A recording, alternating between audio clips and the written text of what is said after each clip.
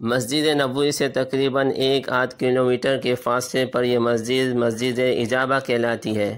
اجابہ کہتے ہیں قبولیت کو۔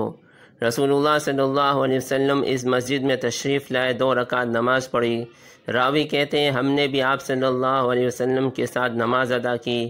رسول اللہ صلی اللہ علیہ وسلم نے اپنے رب سے بڑی لمبی دعا کی، پھر ہماری طرف متوجہ ہو کر فرمایا کہ میں نے اپنے رب سے 3 سوال کیے ہیں، 2 تو اس نے قبول فرما دیے اور 1 سے منع کر دیا۔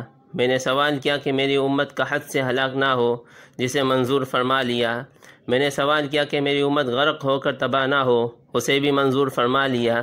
میں نے جب یہ مانگا کہ آپس میں میری امت میں لڑائی قتال نہ ہو تو مجھے اس سوال سے منع کر دیا۔ اس مسجد کو مسجد مباہلہ بھی کہتے ہیں۔ مباہلہ کہتے ہیں کہ جب 2 فریق بحث و مناظرے کے بعد کسی نتیجے پر نہ پہنچیں تو ایک دوسرے کو بددعا کریں کہ جو فریق گمراہ ہے اللہ اس کو برباد کر دے، تباہ کر دے۔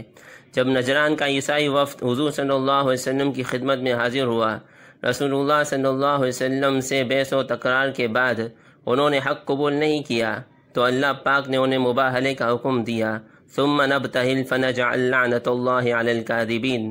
رسول اللہ صلی اللہ علیہ وسلم حضرت علی، حضرت فاطمہ اور حسنین کریمین کو لے کر اس جگہ مباہلے کے لیے تشریف لائے، لیکن نجران کے عیسائیوں کی ہمت نہ ہوئی۔ انہوں نے کہا کہ اگر یہ اللہ کے رسول ہیں اور ہم پر بددعا کر دیں تو ہم میں سے کوئی ایک عیسائی بھی اس روئے زمین پر نہ بچے گا۔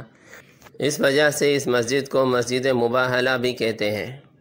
یہ مسجد بنو معاویہ کے قبیلے میں تھی، اس وجہ سے اس مسجد کا نام بنو معاویہ بھی مشہور ہے۔ مکہ مکرمہ میں بھی مسجد اجابہ کے نام سے ایک مسجد ہے۔ یہاں رسول اللہ صلی اللہ علیہ وسلم نے 2 مرتبہ نماز ادا فرمائی ہے۔